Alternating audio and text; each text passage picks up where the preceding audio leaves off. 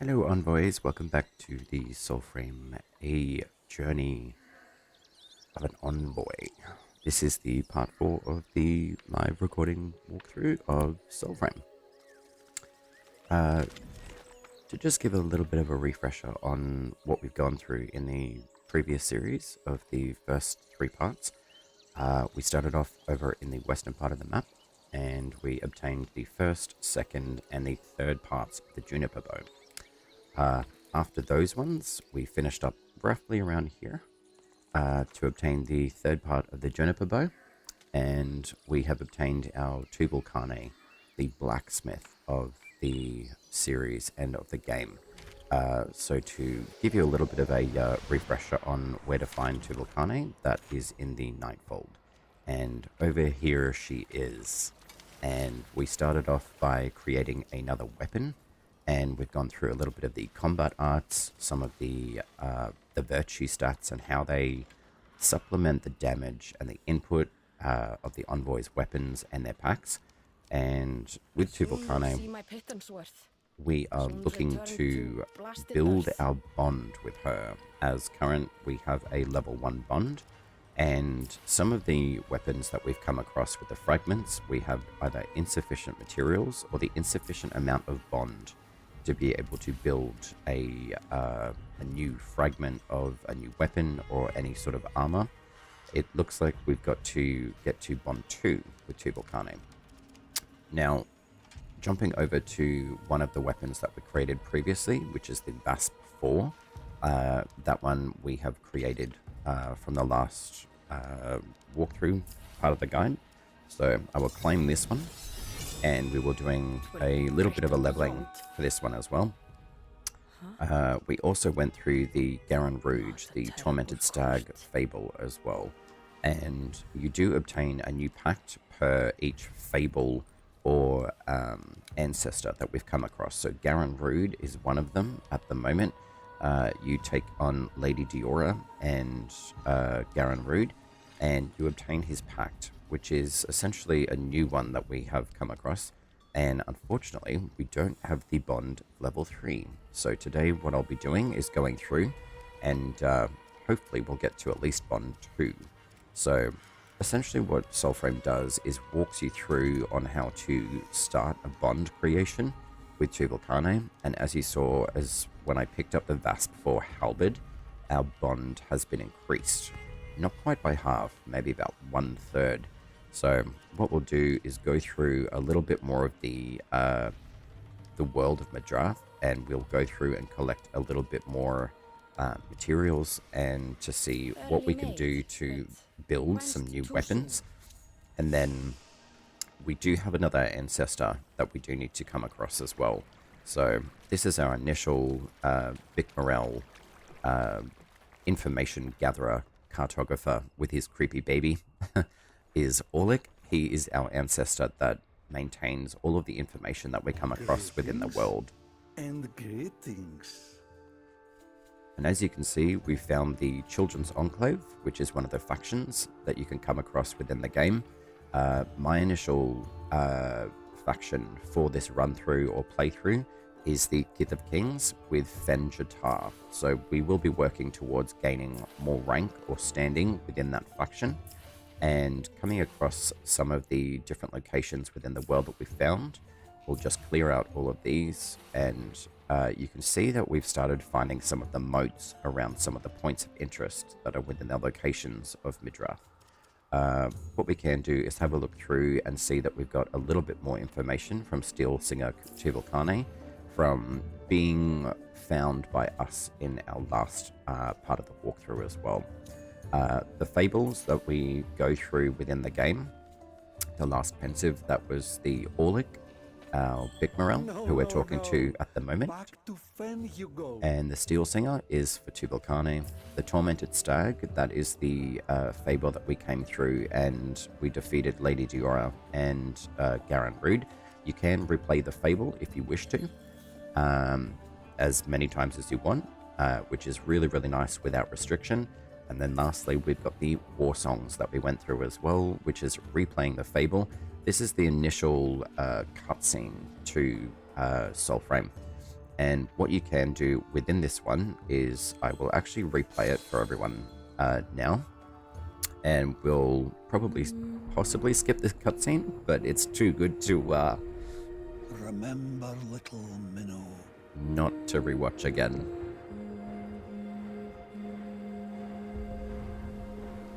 That night of old.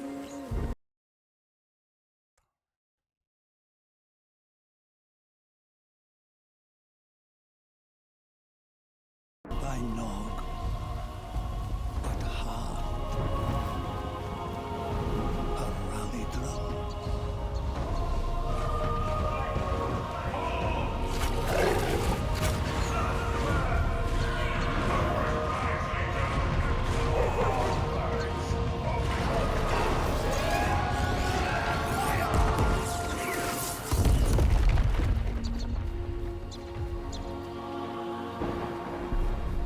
Not by sense, but soul. Your Mimi's hum.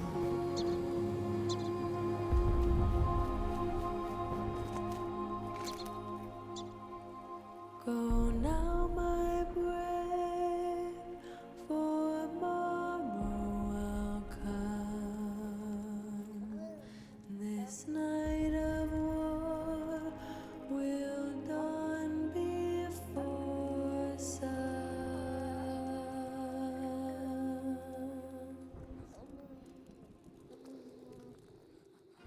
Well, I remember her face.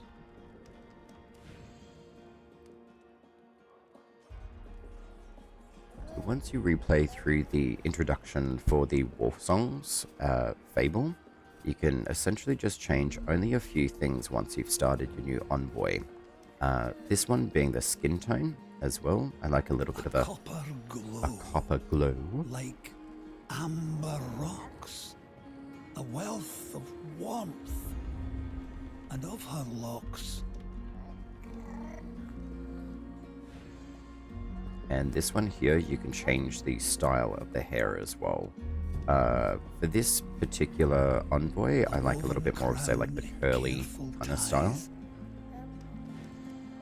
And you can choose which color of hair as Like well. broodling bear, fur over eyes. And then lastly, you can choose the eye color for the To her silver envoy as well. armor glow.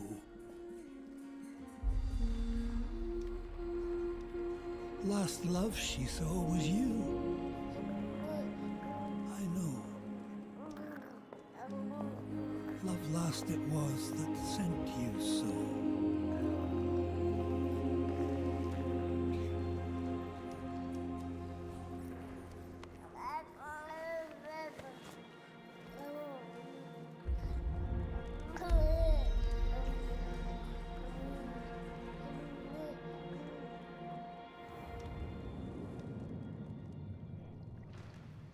There we go. You can replay the War Songs Fable as much as you like to be able to edit the coloration of our envoy. So I'll just show you what I've done within the arsenal. And as you can see, you can change up any sort of helms that you wear, or you can actually just take them all off if you wish to. We currently only have the starter kit as well, and we are currently leveling the Wilder Longsword as well, which is the starting sword for the Tetherin Pact and the Courage faction that we're part of.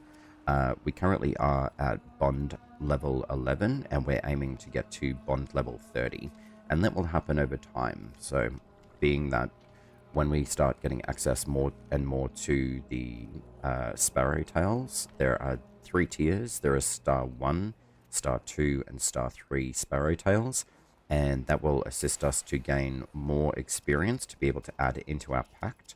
And just to do a little bit of a refresh on this one, the Tetherin Pact is quite a good one as well. It's very much a hands-on, get right in there and melee focused tree. To note, I always recommend obtaining the Akin node and maximizing that as soon as you possibly can. This basically helps to regenerate your energy or your abilities very, very quickly. And while you're leveling as well, I also recommend to use the Sympathy, which is a regain life on smite of an enemy. And smite is a critical hit attack that you can apply to an enemy. And if they start glowing a red color, a blue, or a green, then you can use your soul mode to strip them of their soul or part of it. Sometimes for a one hit, but sometimes it won't kill them, but it will restore your energy. And Voided as well is dealing damage on smite. So these two are very, very good for sustain within the game. And the Akin is also very good for restoring your powers as well. And also, Wingspan is something that's useful very early on in the game of the journey of a Envoy, because it allows you to return to your body and gives you a little bit more time to do so as well. So as we level up in levels in our bond within our pact, we'll be able to sustain ourselves a little bit more. And whilst building towards a bond 3 with Tuvalkane, we will have the capacity to be able to build another pact. And generally that's about a 24-hour time frame. And then just a refresh on the combat art, this is the tree that you come to apply any sort of experience points that you gain for, say, like the Longblade class. If you choose to, say, switch over to a polearm, you most certainly can, but as you can see, it's completely empty and we haven't obtained any experience for that particular weapon tree yet. And that is done by equipping that particular weapon as well. But for now, we'll just stick with the longsword, and we'll continue adding points into our combat tree. So just a refresh on what we've currently been working through on the Longblade combat arts. Smite is the critical strike to the soul. It exposes an enemy's soul for a short duration. Stealing exposed souls deal massive damage. This is a very, very good mechanic in the game, and it helps to give a lot of access to health regeneration of what we spoke of within the pact, within the 2 nodes, and dealing a lot more damage to enemies as well. Perfect Throw is quite good as well. It's releasing your weapon at the right time for the maximum damage, and I'll showcase what that means soon. And then Momentum is actually quite a good one as well, so we'll put another point into that one there. And now we have to go level a little bit more for Momentum. But as you can see, there are quite a few different weapon types within the game. The bows are extremely strong. The long blades are quite fun. The magic as well, the Odiak and the Gwilyn staff are very, very nice. They both have a separate style of damage instance, which the Odiak is a voltaic or electric damage status, and the Gwilyn staff is arcanic or magic. We also have access to short blades as well, also fly blades. These are a secondary weapon as well, and we do have some fragments of the secondary fly blades at the moment, but for now we don't have enough bond, so let's go collect some new experience points within Madrath. And then just jumping back into the journal as well, you will obtain fables over time as well. So at current, we don't have a fable active at the moment, but what we can do is head more to the eastern side of the clouded area and see if we can find a world tree. And what that will help do is to give us a little bit more access to the world map, and be able to uncover more locations throughout Madrath as well. These little guys here are called soul gates. We can't really access them during the world map. This is just where we respawn into our Flappy Bird when we get downed by an enemy, and that can happen quite often, especially when you're leveling up. But within the dungeons or the Sparrow tails, sometimes they will take us into the lower dungeon areas of the world, which is, we're actually quite close next to one at the moment. But for now, we'll just stay in the open world, and we will have a bit of fun with the Tedron Pact and go through and get some extra experience happening as well. The movement and combat of Soulframe is quite good. There we go. We've got a nice smite there, and we got a good level as well. So as you can see, he started glowing green, and I was able to access the soul just by applying soul mode. This is a melee throw mechanic. All you have to do is aim down sights and then hold your attack button, and that will allow you to basically ramp up and throw your weapon at an enemy. Sometimes you get a bit lucky with the smite mechanic as well, if you can throw a little bit more damage out. And that starts to increase over time, which is really, really nice. The pact for tethering is quite good, especially for defensive capability.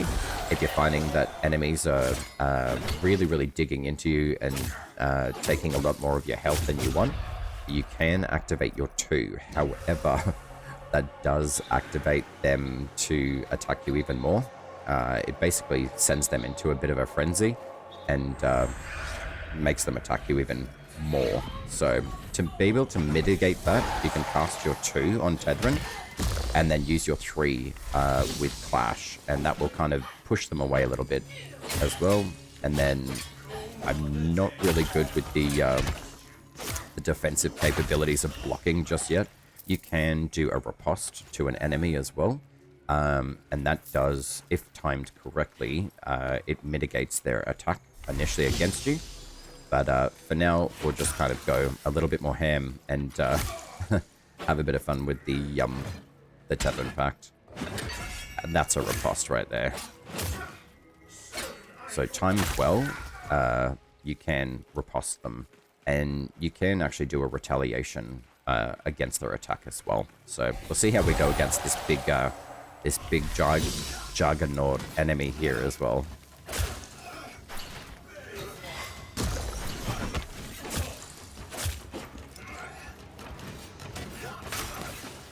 He does have a few magical attacks, and he definitely does beat you down as well.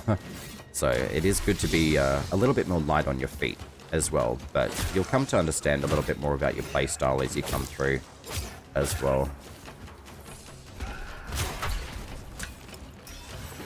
And then you can recall your sword as well. So if you throw your weapon and they block it and you don't know how to get it back, you will be able to just do a little bit of a minimal damage with the melee hits. But to recall your weapon, you just press your weapon key again, and it will bring your weapon back to you.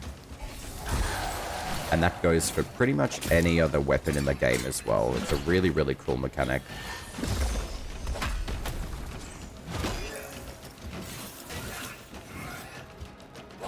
But it's basically just to kind of show off a little bit more of the movement within the game. The dodge mechanic is really, really useful, but it's very forgiving in the movement department as well, which is really, really nice. And there we go, we've got another riposte as well. And the shielded enemies are very, very aggressive as well. So it is good to be able to see if you can minimize their attacks there as well. So we didn't do too badly on that one. Only 1 death. What we'll do now is head off to a 3-star Sparrow, which is off in the ether over here. The cool thing about the map though is that you can kind of see a little bit through the map as well. So this is the Kith of Kingstown that we're aiming for, and that will give us the strongest enemies and the highest rewards within the game, and that is based on RNG. So hopefully we'll get some really, really good loot coming through there as well. We do have one other Ancestor to come across before we go there as well, and it is identifiable by this giant tree that you can see off the distance over here. So we'll make our way over here and see if we can activate the last accessible Ancestor for now. And her name is Verminia. She's a very cool witch Parisian style character, and very sassy as well. She's got a lot to say about the fashion of the Envoy as well. So we'll make our way over here and see if we can activate her.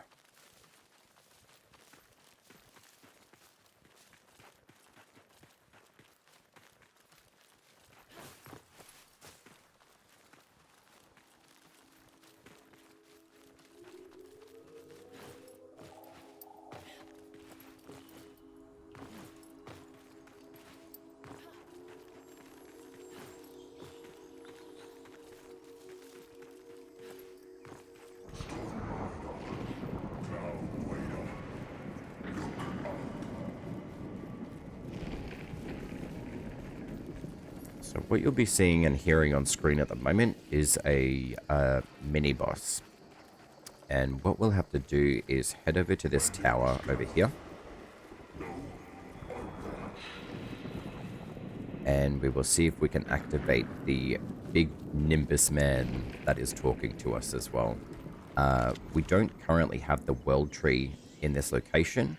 However, I can see a slight little icon just to the southwest of us as well. So to be able to show you the exact location on this map, I'm going to head over to that world tree first, grab that, we'll activate it, regenerate it, and then we'll have access to this part of the map as well.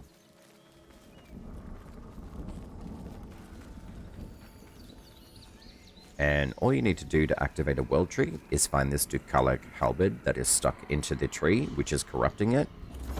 And we will release that, and we will obtain this part of the map.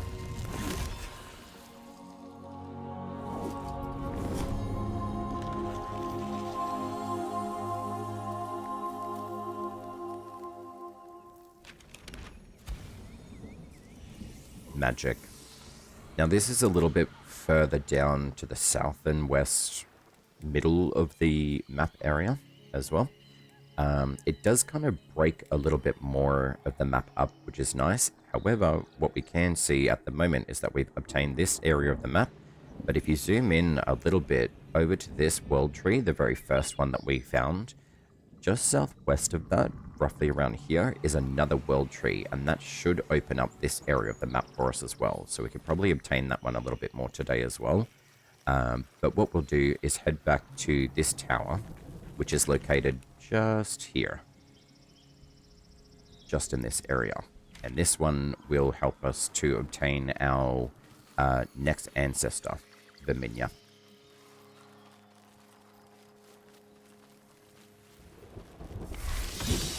And the good thing about this area too is that these enemies aren't super tough to take on, which is actually quite nice.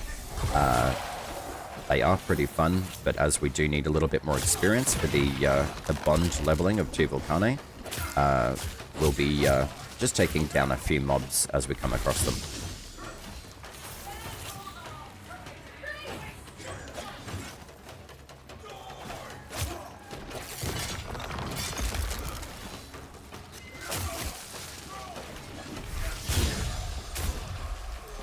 And as you can see, even though that they are level 12, you can get taken down pretty quickly.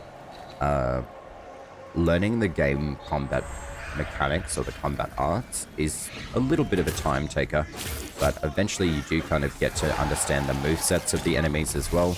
They do chuck out these electrified voltaic energy puzzles, traps as well, and they don't do a huge amount of damage to you, but they can trap you as well, especially within the bond areas that they throw down as well. So it's a good idea to be able to stick out and stay away from them as much as you possibly can. So being light on your feet definitely helps that as well.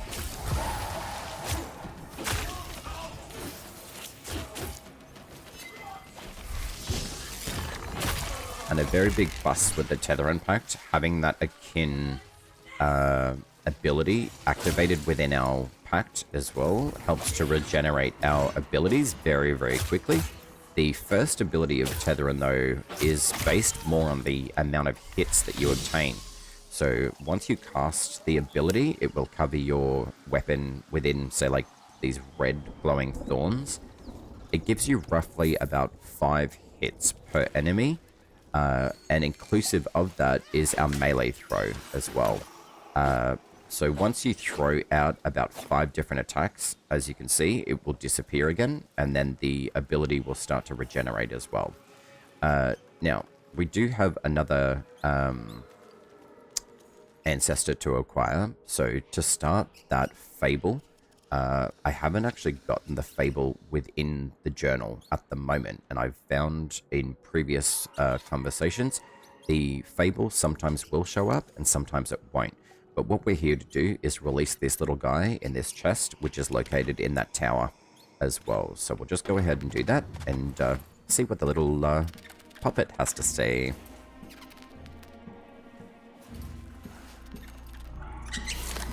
or not say.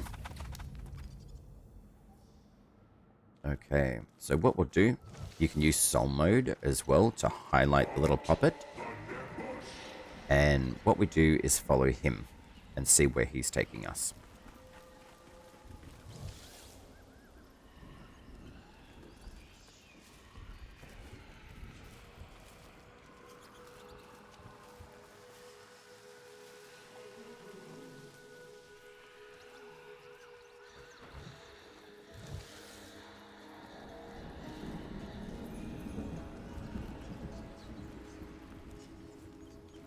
And there he is over here.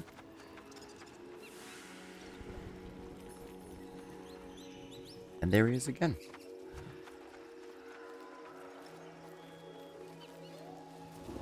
And then we'll just follow him up the little hillway here. And we will come across the giant nimbus that is brewing above that.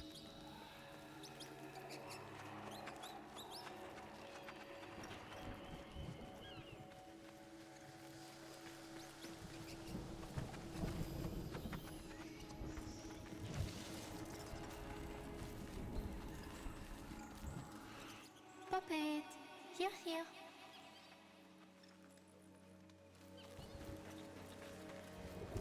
And this will start activating the quest or fable for the witch Verminia.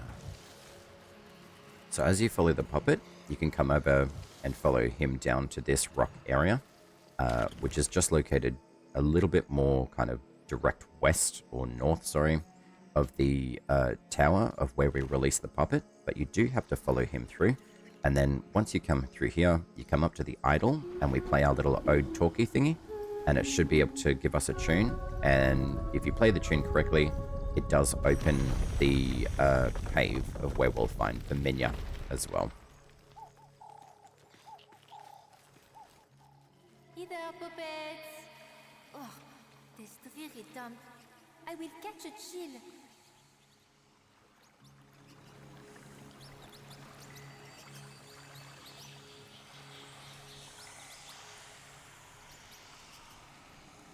Now this is the initial kind of meeting place for Verminia, but before we do meet her, we do have to go and find a particular enemy and be able to get that one to spawn for us as well. So I'm going to see if I can activate it and spawn it for everyone as well. So what we can do now that we've opened the cave, we should be able to run back through here and we should come across an enemy.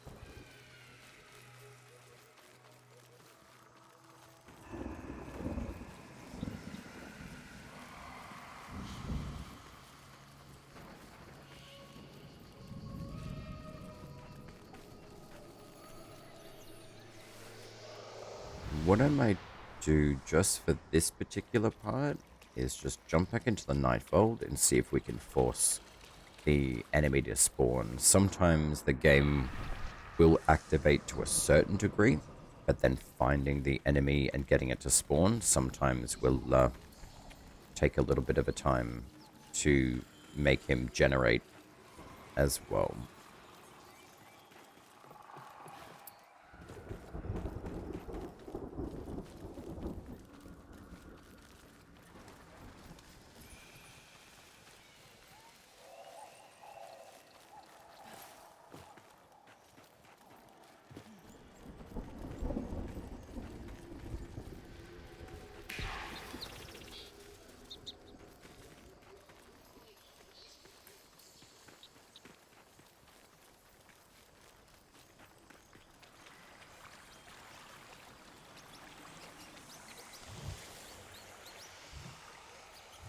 So we can see our little puppet has found the area that we're supposed to be.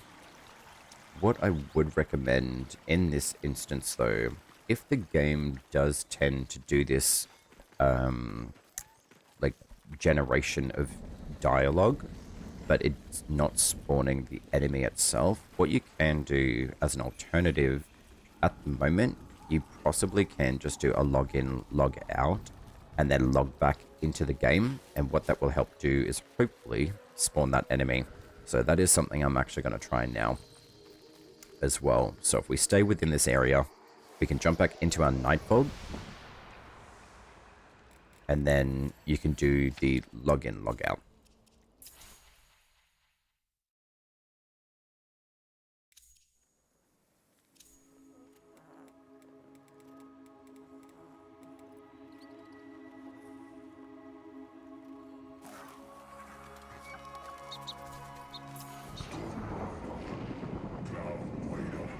And there we have.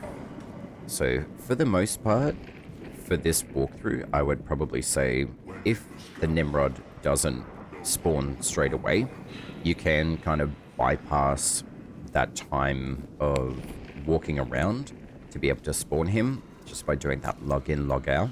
And hopefully that should activate him now. So we've gotten a little bit more dialogue from him.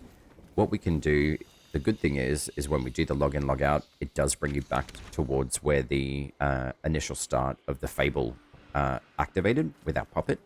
And we just run back up the hill, and I believe Nimrod should spawn around here. But if we head over to the Verminia's cave, he should pop down from the sky.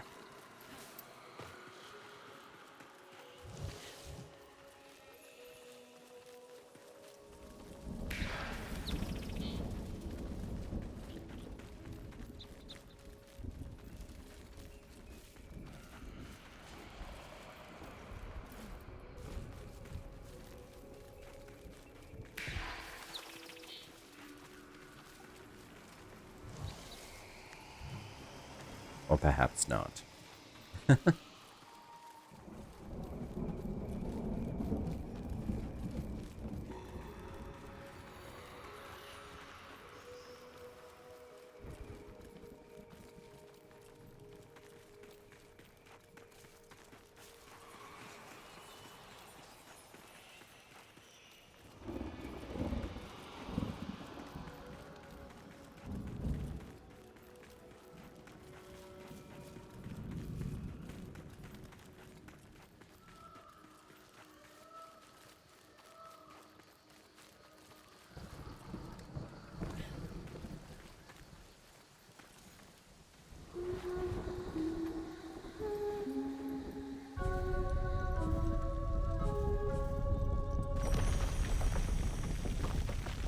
See if we can open up this cave again and then see if Verminia does appear. Puppets.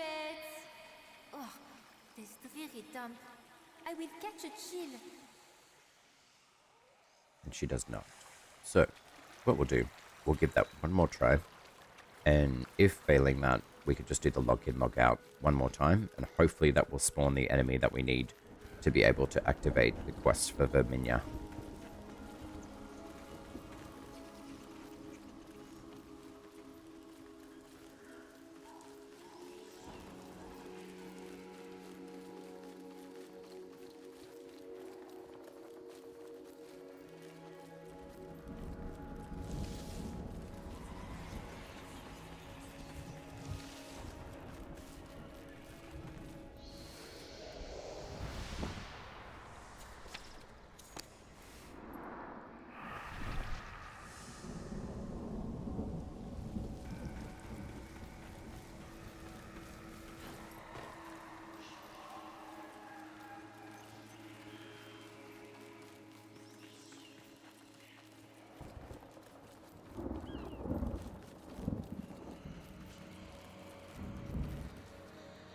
Alright, give that one more try for the logout, login method.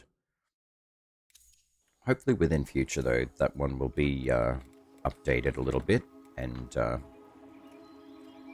the Nimrod will actually appear.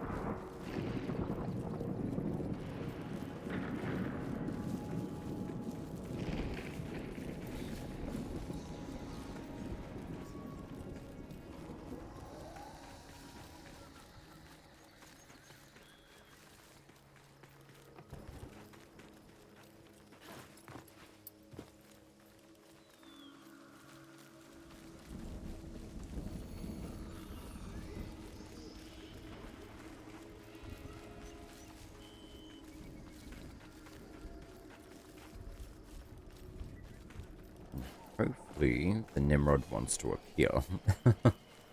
If not, what we'll do instead, we'll just go and find a few more world trees, and we'll go activate this tier 3 Sparrow tail instead, just so we're not running around trying to find something for the moment. They're marching pounds over my head. An army blight on stolen land.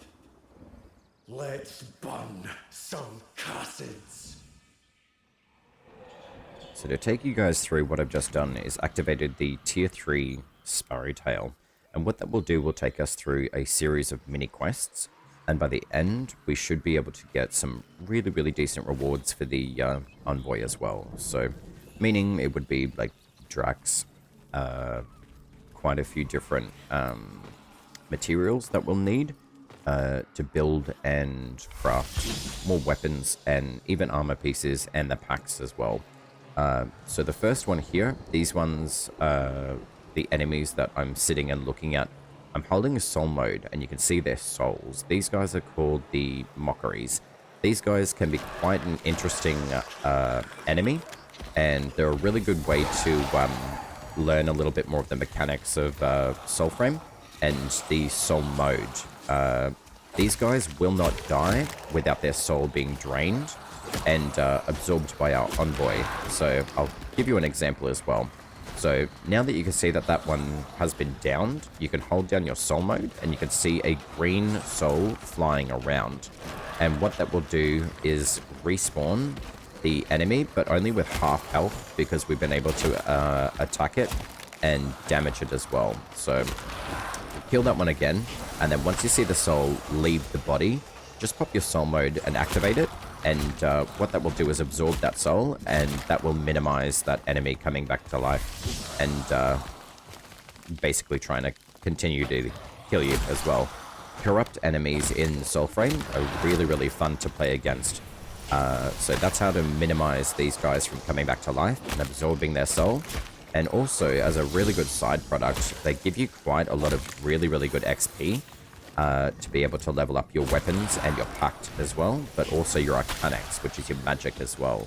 So there we have it. We've got a level 13 Longblade, and for the next run for the questline, we'll be going into a treasure chest as well. And if you're not really sure where to find it, you can utilize your Flappy Bird, and he should be able to locate that for you, and you can follow him through.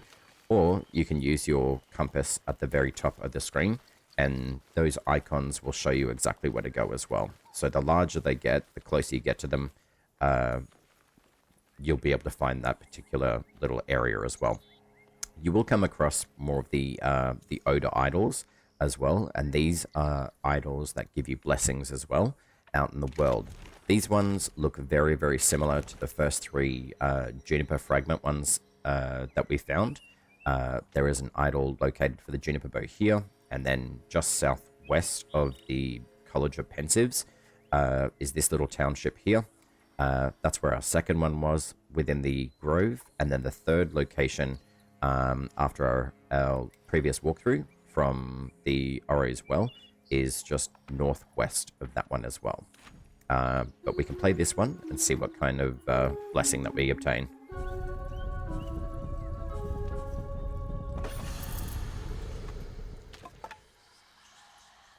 And as you can see, we've got a spirit attunement amplification. So say, for example, if we got a spirit user or the Acelda pack to start with, that would boost our spirit use. So basically, we've got a duration blessing from that Ode Idol for roughly about 10 minutes. And you can see the little moon icon just above the health bar of the Envoy as well. And we'll continue forward and take on some enemies. And hopefully they drop some really good loot too.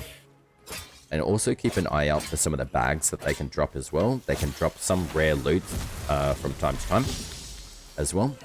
And you can see too, the more attack that you do on the enemy, on their name tag, there's a little green bar that starts to build up. That's their stagger as well. So we do get the ability to be able to stagger enemies at points as well. There we've got a nice little riposte there. And they do definitely block a lot of your attacks as well. And this is just a stat. Very, very cool finishing move. See you later. And they generally do give you a little bit more experience points as well. And what we've got over here is a heavy unit, or a banneret. These ones are very aggressive, and they definitely hurt, especially with their big giant bonky stick that they'll hit you with. If they can basically one-shot you sometimes just by poking you in the face, and we don't really want that. So best to stay mobile and stay away from that particular move, because they definitely can hurt quite a lot. So a good thing to do is just go through and just do a couple of melee throws, and then revamp your weapon with the Fellist move if you're using the Tethering Pact. Otherwise, if you're using the Siren Pact, Pixie Tricks Powder is a really, really good way to control them a little bit better by blinding them. And then the Estelda Pact is really good. Okay, Banneret's got the zoomies. Cool. They can heal themselves sometimes.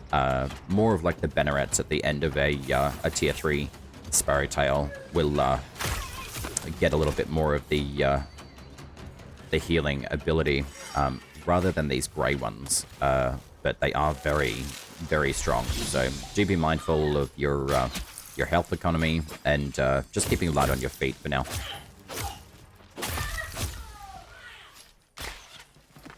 The archers aren't too bad. Sometimes you do have to aim a little bit off center to be able to throw your weapon at them as well. They do generally move quite a bit, so it's almost you've got to anticipate where they're going to be moving next. Even though that they're moving pretty slowly, they will move. And as you can see, I did miss a few different of the aimed shots as well. So as we're following through, if you zoom into the map a little bit, you can see a slight outline of the next item that was supposed to be here.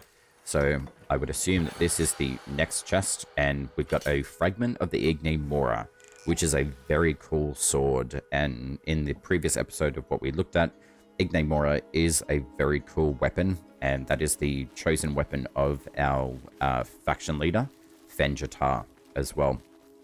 At points as well, within the dungeons, you do get the ability to souls absorb Fen, and it does give you a timed ability of the Igni Mora, and it applies flame damage. And it's a very, very cool weapon. Looks really great, feels really good too, and it works really well. So now what we're doing is coming up to the slaying of the Banneret, which is all the way just down through here.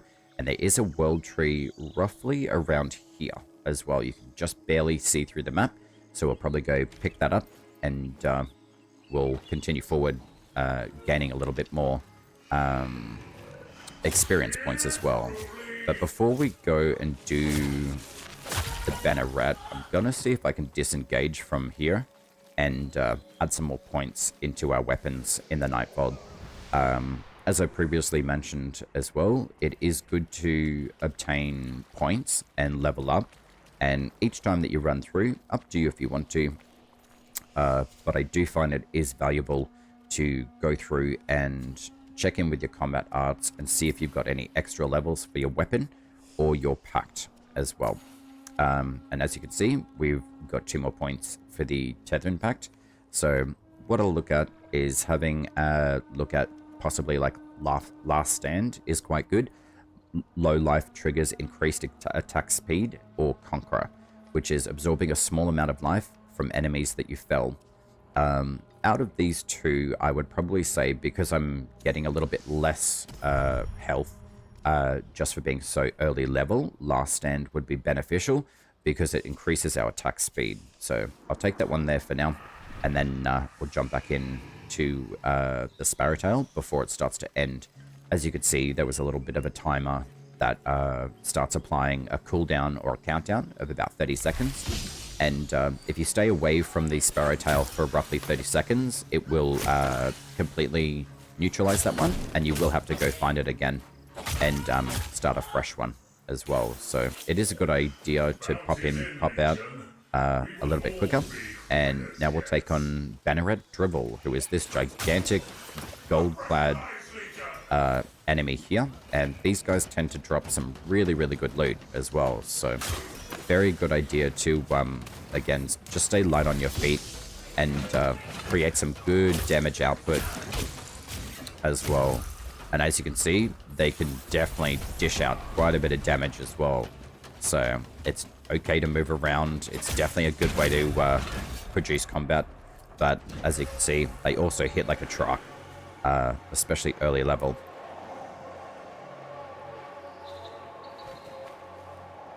And what we'll do is just pop back into our frame. Thank you, Flappy Bird. And we'll see if we can break these guys up a little bit, just so we're not dealing with all three at once. The hammer enemies, as I say, are very, very strong. They can get very aggressive, and they can definitely block a lot of your attacks as well. So, and there we go. We've got a smite on that guy. We'll take that one.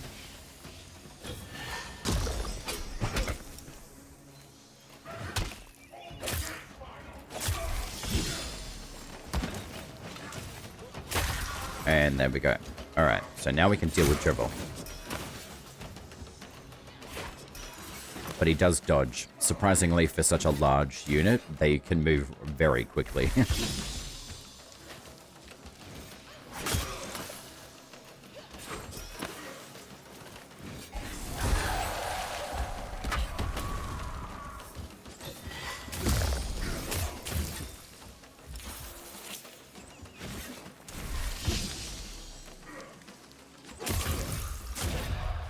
And there you go.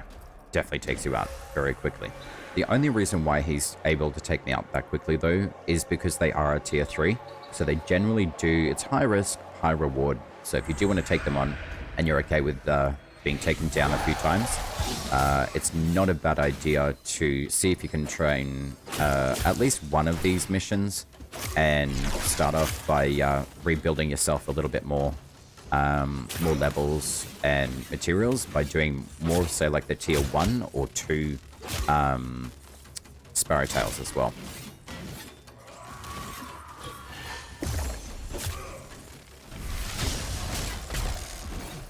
Very, very strong.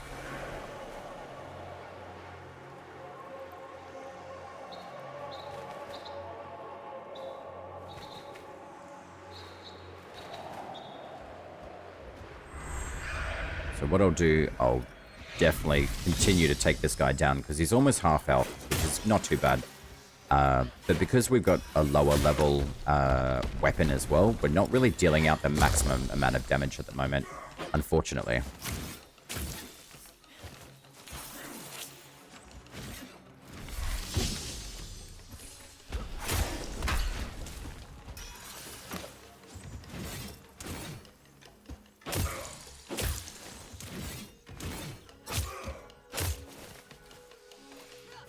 But the good thing, though, with some of the heavier units, though, if you can get them alone, they are actually a lot more easy to take down, so to speak.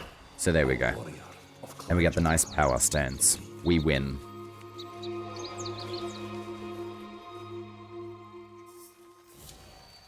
Alright.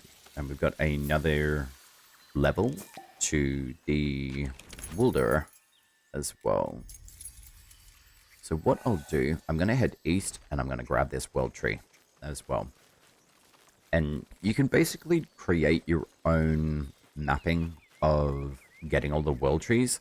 The game is based on more, say, like a exploration as well. So you do get rewarded quite well. The reason why I like to go around and get more of the world trees, you end up obtaining another weapon once you've completed all of the trees. And at the moment, I believe there's roughly 21 world trees within the game, but essentially we only have access to 20 of them. And there's a reason for that. There was a earlier part of the Prelude series where you were able to cheese an essential part of the northern map and be able to access the very last world tree.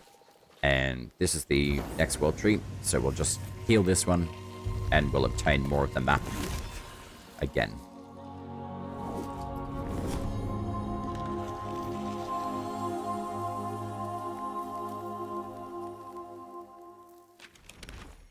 And there you have it. There's quite a large chunk of the map now accessed. So we've now got two of the more major areas of the world map obtained.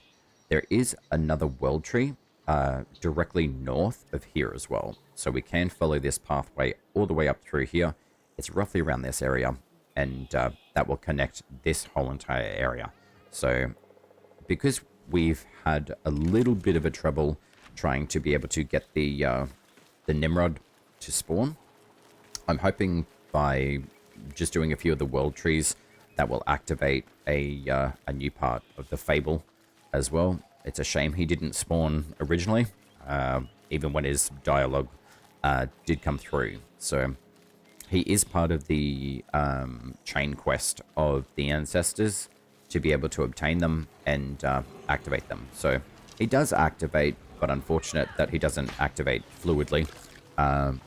So within the walkthrough, I just thought we could pivot away from that, and we can obtain some of the world trees, and hopefully we'll gain some more materials, so we're able to build at least one more weapon before we wrap up today as well.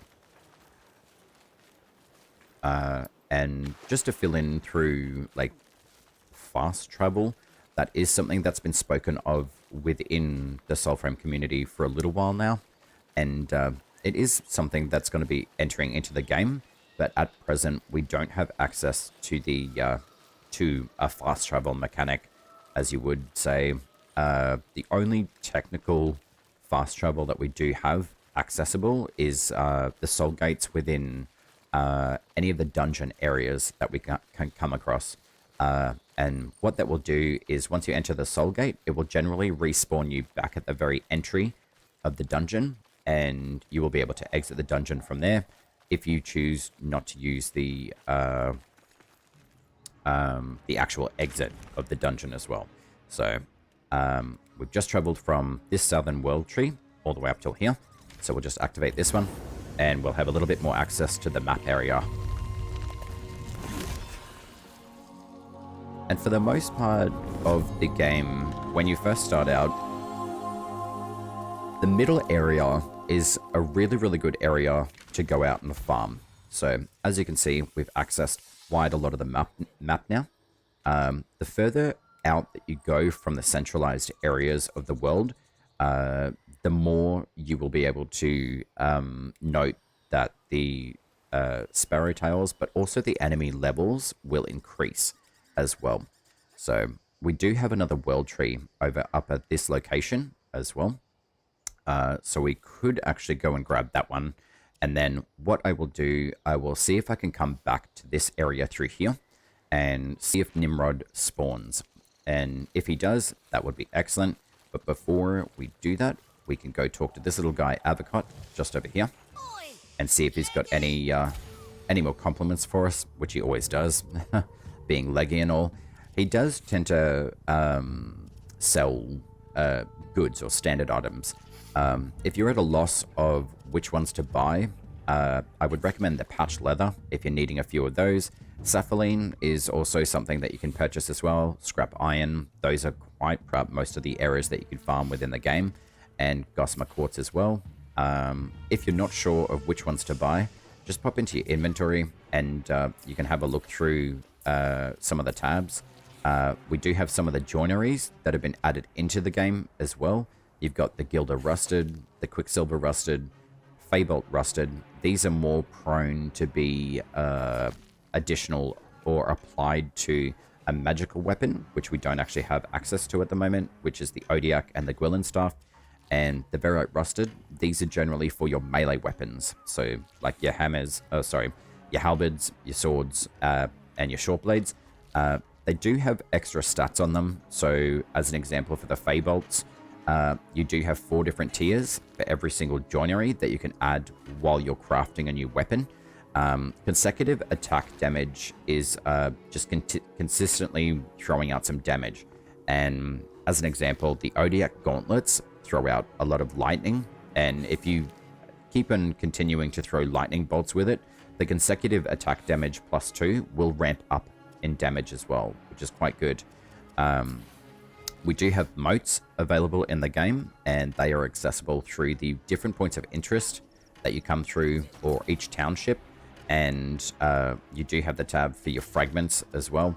So this is showing me how many fragments of every single weapon that I've come across or have obtained, even armor pieces. We do have the Rose's Bodkin, which is something that we can create a little further along in this series as well. And then lastly, you've got a lot of your just miscellaneous items that we come across in the game as well.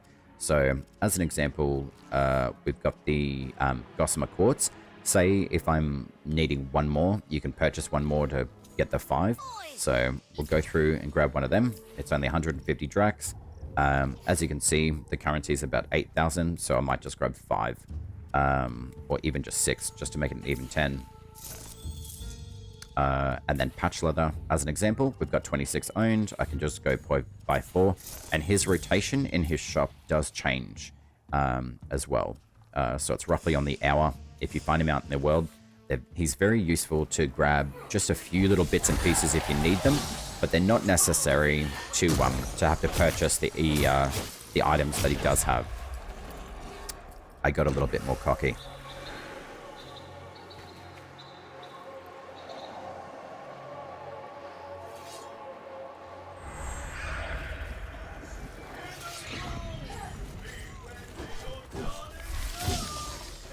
Alright, so to take these guys on, it is a good idea to try to take out these guys before the dogs. The dogs are pretty easy to take on as well. They do attack very aggressively, and as you can see, they are a level 20. So I've probably bitten off literally more than I can chew. So I'm going to run away. For now. But what we'll do is head up north and see if we can grab the other world tree. And then I'll run back to our initial starting point of where Nimrod should spawn. And see if we can activate him as well.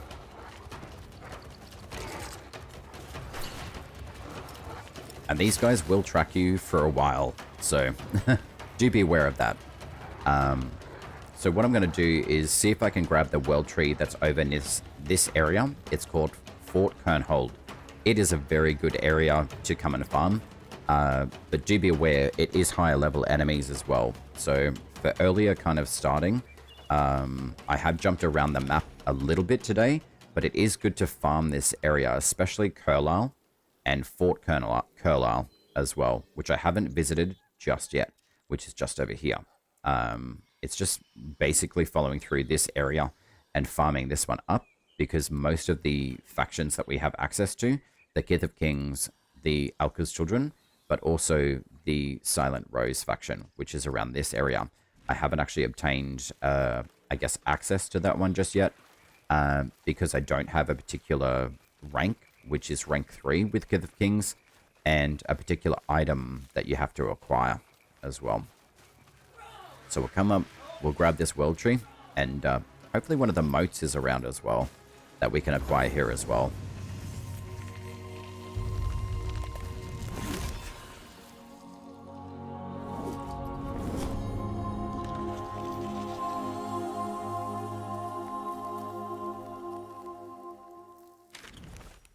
Cool.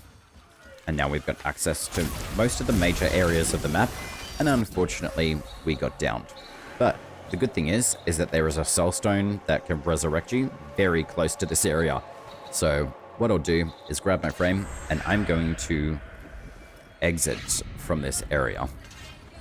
Because it is very strong, but it is useful to have these areas of the map accessible early on, because it gives you a lot more visual of the game, the map, but also the chests that you can find along here as well. It's kind of a cheeky way to get access to higher levels in the game faster by doing the route that we've gone through with the guide so far. But what we'll do is run back to Verminia and see if we can activate Nimrod a last time as well. So what we'll do is pop a marker down just there, and then we'll head the southwest. And hopefully Nimrod spawns so we can access Verminia and activate her as our last ancestor at current in the game of the Soulframe series.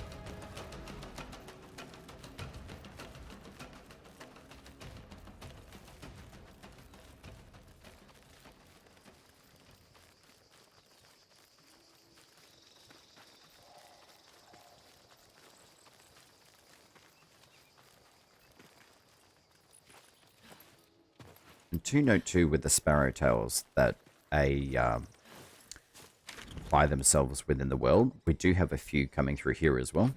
So if you do see them, you can go pick them up.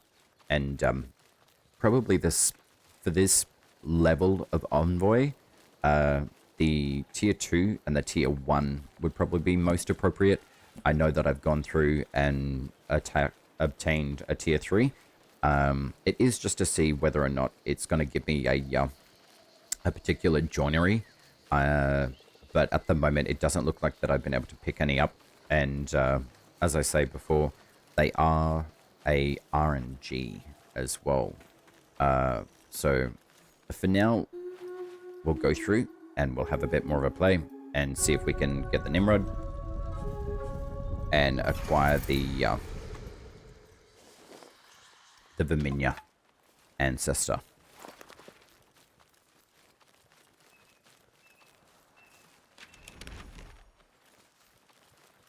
And map use within the game is very, very useful as well. Highly recommended. It's a very large map as well, so you can get a little bit turned around from time to time as well. So we've just come back to where Verminia is, and we're going to see if we can force spawn Mr. Nimrod.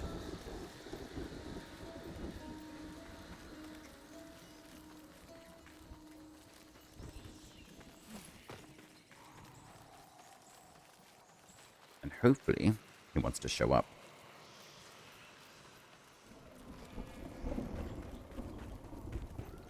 So the good sign about hearing the thunder overhead is that he should be spawning roughly around this area. And we've got the soul gate here.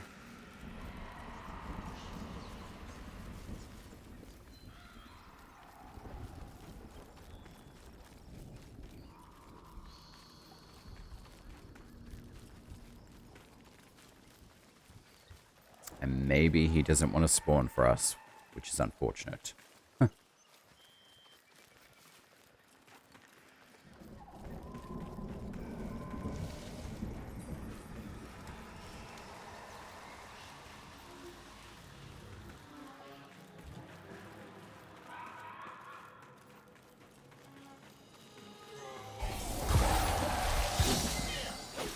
So what we'll do in that stead is grab a few more levels,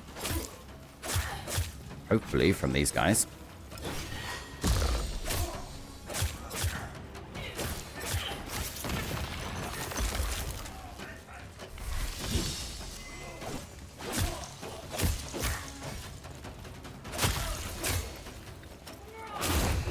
Oh, we got a nice smite too. You can almost cheese them taking you out too. If you're quick enough, hit your soul mode, and it'll refresh your health, which is really, really handy. Again, that's why I like getting the couple of different nodes within the packs as well. The sympathy works really, really well, especially in tandem with smite, and it saves you from having to use a elixir instead. And it just regenerates your health instantly, pretty much, which is a really, really nice mechanic as well. It doesn't look like Mr. Nimrod wants to show up, which is a real shame. because I really wanted to show you guys that fight. So what I'll do, I'll keep that for probably the next round of the Envoys Journey series for the guide. But what we'll do, jump back into the Nightfold, and we'll just do a little bit more of a catch up with Tuvalkane and see if there's any other weapons that we can continue to build with her. So luckily, we've got enough information for the Precles to be able to assemble. So this is a secondary weapon. Its achievement is Courage, 1 star, and which is perfect because we've chosen the Tethering Pact, which is Courage attunement, which is fantastic. So that one only takes 4 hours and it's 15 drax, more than achievable. Let's craft that away. And then once you start crafting with Tuvalkane, it will show up in your assembled area as well. So for the most part, most of the weapons that we do come across, you've just got to go around and farm for most of the materials. And the best way to do that is within the faction tails or the Sparrow tails that we took care of before. The tier 3 are really, really good. But as you can see, being an early stage envoy, it is a little bit tougher. I thought I could take you guys through one successfully, which for the most part, it was. Apart from a few KOs. But as you can see, if you want to build Rived 2, the short blades, they are an attunement to the Grace virtue. We do need a little bit more scrap metal. And if you do have the Drax or the currency available to you, you can purchase all 25, so you can build that. And the Ode Graphite, I don't believe was part of the Avocat's shop. So that is something that you will come across by doing the Sparrow Tails or the Faction Tails as well, and Corrupt Onyx as well. So once you've gained enough of those, you can build these. The good thing to note though is because we obtained a Precles within one of the previous Envoys journey walkthroughs that I did, we obtained this one very, very early as well, which is great. So once that one has completed its building, it will boost our bond even further with Tuvalkane, and we can continue to go through, grab a few more world trees. Hopefully we can get the Nimrod to spawn, so we can get Verminia, our last ancestor, and we can continue building our bond. So what we'll be doing with that is once we've got Tuvalkane's bond up to rank 2, hopefully we'll have enough materials by then so we can build a juniper bow. This one is very, very nice as well. It's also attuned to Grace, which is our virtue for range, essentially. So we can play with that a little bit more. And we can also use the Tethering Pact as well. It's not purely locked in to the melee faction or melee use of weapons. It does apply its first ability, Fellist, onto the bow as well. But thank you very much for watching this 4th part of an Envoy's journey. I hope you guys have enjoyed, and I'm looking forward to showing off the secondary weapon and a few more motes collections in and around the world of Madrath. But for now, I will say thank you and say ciao. Ciao.